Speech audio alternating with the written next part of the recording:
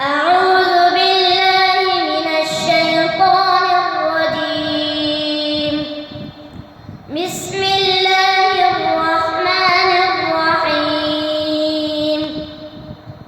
ولقد أهلكنا ما حولكم من القرى وصرفنا الآيات لعلهم يرجعون.